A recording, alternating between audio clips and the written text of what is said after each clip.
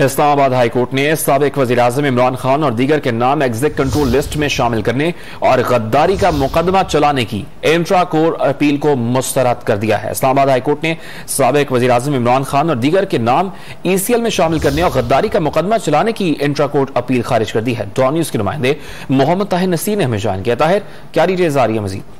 देखिए, ये एक दरखास्त गुजार है मौलवी इकबाल हैदर। इन्होंने मुबैना धमकी मेज अमेरिकन खत की तहकीकात के लिए इस्लामाबाद हाई कोर्ट में पिटीशन मूव की थी। सिंगल रुकनी बेंच ने इनका जो दरखास्त खारिज की थी। फिर डिवीजन बेंच ने इन्होंने इंट्रा कोर्ट अपील दायर की थी, जिस पर कहा था साबिक वज़ीर-ए-आज़म इमरान खान और दीगर के नाम ECL में डाले जाए और इन पर गद्दारी का मुकदमा चलाया जाए।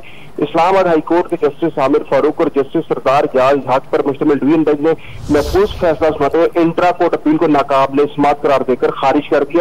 इससे कबल चीफ जस्टिस ने दरखास्त गुजार को 1 लाख रुपए जुर्माना की सजा सुनाई थी और ये दरखास्त उनकी खारिज की थी। मौलवी इकबाल हैदर ने मुबैना धमकी मेज अमेरिकन खत की तहकीकात के लिए हदायत जारी करने की इस्तदा भी की थी और ये भी इस्तदा की गई थी कि फवाद चौधरी, शाह महमूद कुरैशी और कासिम सूरी के खिलाफ भी आर्टिकल 6 की कार्रवाई की जाए। तो आज इस्लामाबाद हाई कोर्ट के 2 रुकनी बेंच ने जो इंट्रा कोर्ट अपील दायर की गई थी उसको भी खारिज कर दिया है। जी, इंट्रा कोर्ट अपील को खारिज कर दिया गया है। मोहम्मद ताहिर नसीर अपडेट कर रहे थे, बहुत शुक्रिया आपका। ताज़ा तरीन वीडियोस के लिए हमारा YouTube चैनल सब्सक्राइब करके बेल आइकन प्रेस करिए ताकि आपको मिले हर अपडेट सबसे पहले।